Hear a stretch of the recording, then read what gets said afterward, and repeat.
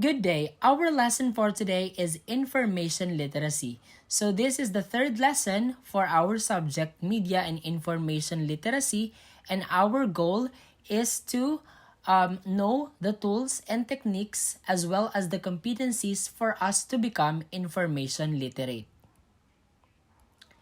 First, we have to define what information is. Information is said to be the set of facts or details about something. So with this information, we can say that these are structured or classified data. It means that when we group together data, we will be able to obtain information that will be useful in identifying or understanding what has been the condition or what has been the scenario around us. First, let us compare data with information. So data is said to be raw while information is organized. It means that the data is basic but the information is something more meaningful. Data is also said to be unstructured while information is structured. With this, our implication is that information is more understandable because it is having a form that is more close to the language that we are using. So data is also, it also needs deeper analysis. While information, it is readily understandable. So when you read on the information, you will get the insights or you will get the information that we need. Unlike with data, which you have to perform numerical operations, statistical analysis, and other tools that we perform. Data is also said to be meaningless. Why is it meaningless? Because with all these figures, with all these statistical numbers, then we cannot just get an information that we can understand. So we have to convert it into an understandable and useful language for it to be reportable and useful. So here is an example of a data.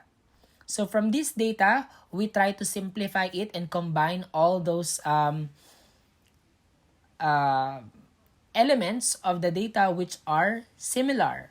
And then from this summary, we will be able to identify that the meaning is that majority of some students are male, 1/3 of which are in grade 12.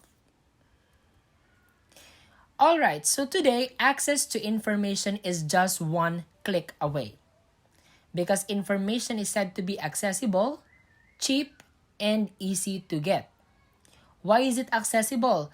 Because you can go to social media and you can find lots of information there. Okay, anytime, anywhere. And it's also cheap because you wouldn't have to pay much to get the news. You don't have to buy newspaper. You don't have to pay for access or subscription for you to get information. And also, information is easy to get because it's just at the tip of your fingers. Okay? So you just have to locate this website or use this application in your phone and you will get the information that you need. Therefore, the issue now is convenience versus credibility. When information is easily available, is it credible?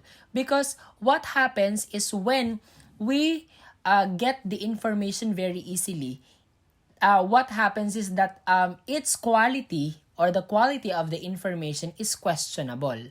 Because like chismis, when we hear it from our neighbors, it's very easy to hear, but it's difficult to verify. Right. So information integrity is said to be the extent of the information and related contents to be verifiable with facts and research. It means that whenever we are faced with an information, we should know how to analyze it. We should know how to verify if the source is credible, and we should know if this information will be beneficial to us. So these are the points of consideration in evaluating information integrity. First, information should be filtered. So not every single thing that we were able to hear or read or watch from the news or articles should we should take it. Okay, so we should not just take all this information. We should be able to know how to pick which is useful, which is true, which is false, so like that. Source of information should be known. We cannot trust a source that is anonymous, or we shouldn't just take information which are not from credible sources. So first, we should look at the source. And then if this source has professionalism, if this source has record of dignity or record of truthfulness in everything that they are saying, then we will believe that information. Content must be verifiable. So with this, we should know how to cross reference. So by cross-referencing, we should look for other sources. If this other source is telling us the same thing, then this content is verified. Next, information presented, proofs, and supporting details. If it would lead us to other supplemental information, then it will be helpful for us to know more, to learn more about this information and as regards the credibility or the truthfulness of the information presented to us. So here are the 4 skills to be information literate. So for us to be information literate, we should recognize the need for information, ability to locate and access, ability to assess and evaluate, and ability to use the needed information effectively. So with this, what we want to understand is that when we want to become information literate, we should recognize that we need information, that no man is an island, that we should be able to know that learning is a never-ending process. We need to hear more, watch more, and read more. Okay, next is to locate and access such information, you should know what will be the perfect source. If you want news, where should you go? If you want to watch entertainment or other things, okay, where should you go? Diba? So you can go to YouTube or you can go to other social media platforms to get those. And then ability to assess and evaluate. So not everything that they are saying or not everything that we are reading, we should take it. So you should assess or you should make analysis whether this information is believable. Next, ability to use the needed information effectively. So if you read something and you fail to apply it or practice what you've read, so it's useless. It's meaningless because we are reading and we are learning because we want to become better individuals by applying the good things that we have read and avoiding the bad things we have heard or we've read. Yeah. Okay, so here are the techniques to become information literate. First, determine the extent of the information needed. And then access the needed information effectively and efficiently. So we were able to discuss this. Evaluate information in its sources critically. Incorporate selected information into one's knowledge base. So you have to relate it with your schema. You have to relate it with how well you know this subject matter. And then next is use information effectively to accomplish a specific purpose. If you are reading to know more and to transform something into a better version of something, then you should know how to apply it so that your goal will be met. Next, understand the economic, legal, and social issues in use of information and access and use information ethically and legally. Whenever we are accessing information, the best consideration is whether we access it ethically Ayan, iwas tayo sa plagiarism. And then, legally, if we are not violating laws. Okay? So, it's not only being effective or efficient, it's also being ethical. Okay, next, we have to know what are the differences, what's the difference between the two information needs. So we have the demands and we have the wants. So when we say demands, so these are information that we should know. For example, the status of the Taal volcano or the latest news about the weather forecast. So those are information demands. So it means if you were not able to know about this information, then perhaps it could be a life or death situation. And as for the wants, these wants are just driven by your special interest. Whether you are interested with Wattpad, then that's part of information wants. And also, if you would want to search about the chords, the guitar chords of a particular song, so that's also information wants. So there. So, information demands refer to the requirement of information, while information wants deal with the desire to have the information. Clear? Okay. So here is a need continuum by Taylor to understand the information needs. So, first we have the actual but unexpressed needs. We know that we need an information but we are not yet expressing it. We are not yet recognizing that we need to look for such information. Next, conscious description of the need. So we now know already that we need this information. We need to do some searching. We need to do some investigation or experimentation if we need that information. Next, formal statement of the need. So this is when you formally recognize that this is where you have to search. This is how you are going to obtain the information. So you are now thinking how to materialize the search for the information. And then we have the comprised need. The comprised need is you are putting into action. You are now doing something to search for the information. So that's how we develop our need for the information. So it's from an actual but unexpressed needs up to the actual realization of the need. So what are the sources of information? First, unpublished versus refereed sources. When we say unpublished sources, these are information that are accessible through online and unprinted content. When we say unpublished sources, okay, so these information are like Wikipedia and blogs. It means that this information have been freely expressed by the author, but they are not yet verified. They are not yet established whether these are true or whether these are based on research.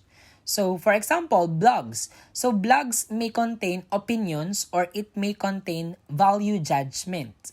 It means that these sources, the unpublished sources, so they are just there because they have been shared by the author, but they have not been verified and they have not been analyzed, okay, as to the veracity of the information. Next, refereed sources. So this is the complete opposite of unpublished. So examples are textbooks and magazines. It means these sources have undergone peer review or this has been analyzed by experts if the information are true and if the information are factual. So, the very essence of being a refereed source is that it has been cross-referenced. So, an author have written it and then a specialist or a consultant have read the content and verified if they are true. Okay. Because a magazine, it cannot be published, it cannot be printed in the printing press if the content has not been approved by the editor-in-chief. Okay, sources of information according to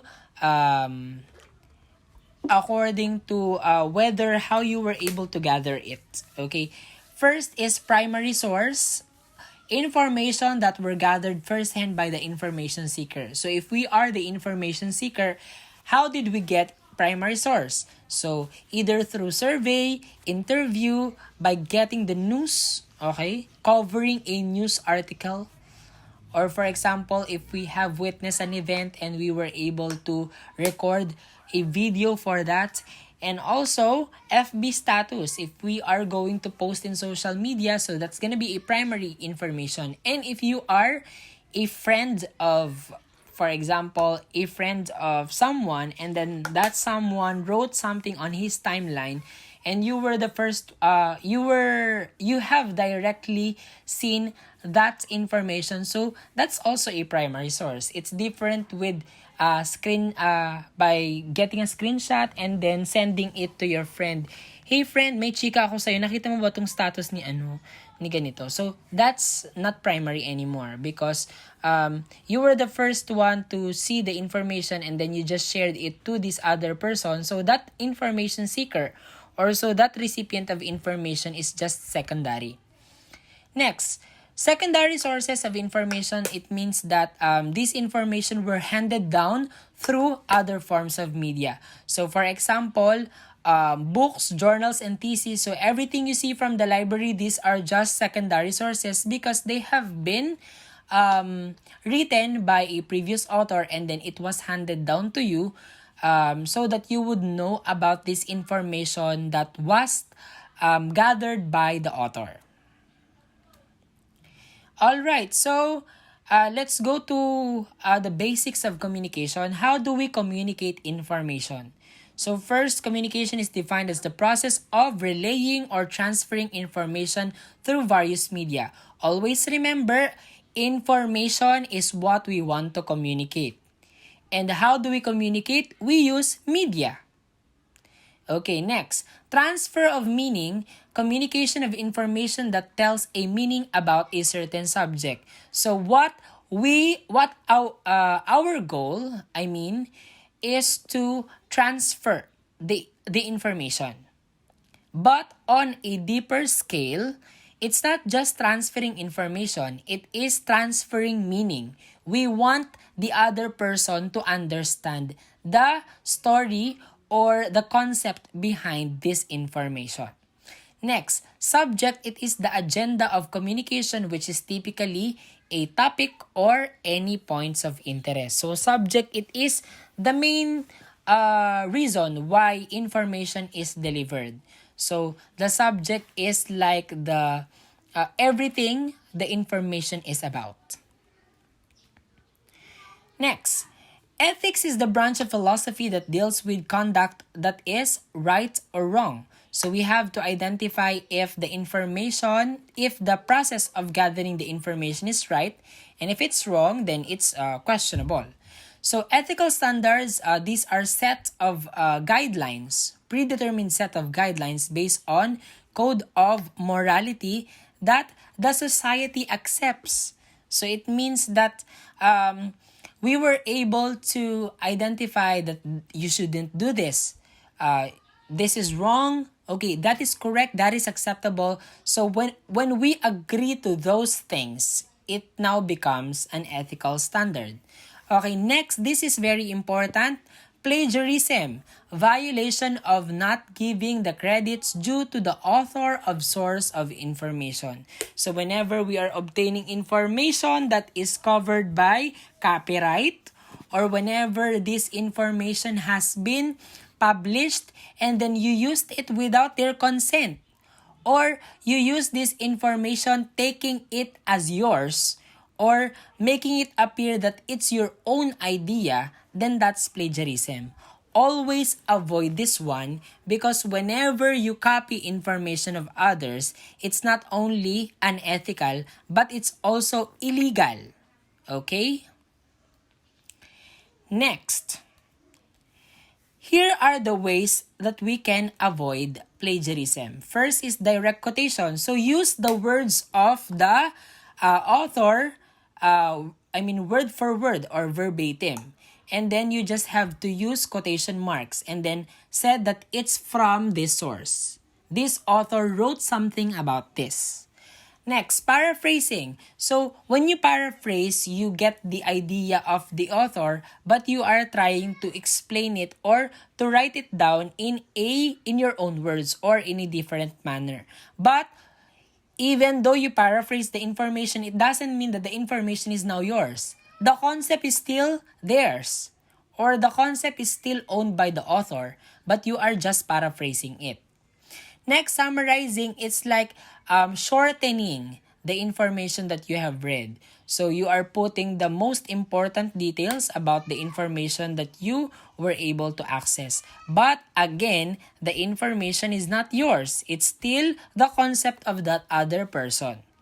Next, in-text citation. So it's a method of citing the author within the paragraph. It means what you want to do is to include the idea and then include as well within the text the name of the author as well as the year of the publication.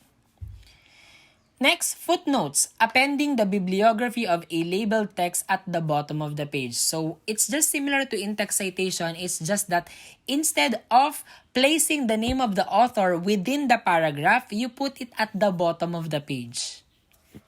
And then you indicate a number. For example, this statement, blah, blah, blah, number 1, and then you will see at the bottom 1 and then the name of the author and the source where you have called the information.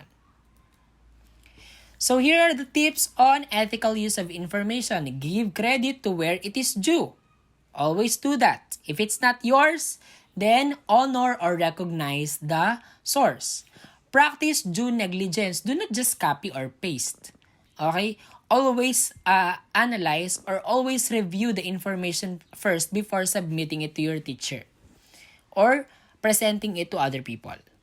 Respect everyone's privacy. If that information is private, do not share it to others, especially in social media. If it's part of your conversation, if it's part of your GC in Messenger, do not spill it out. Do not just share it over social media because that's unethical. The reason why it has been there in a private conversation because it's private. Do not just share it with other people. One other thing is that, ano ba namang alam natin? May pakialam ba ang iba sa conversation nyo? 'Di ba? Something like that. Separate facts from opinions. Always know to set boundaries between what has been established and what is an opinion. Because sometimes, other people will listen to you, especially if you are an influencer, if they are believing everything that you are saying, if it's a false information or it's just your opinion, then they will take it. No matter how well the information was written. Because it's coming from you. Idol ka nila. So, always include citation for facts and for your opinions. Always say that you are just expressing what you know about the issue. But it's not the fact or it's not the general information available over the news.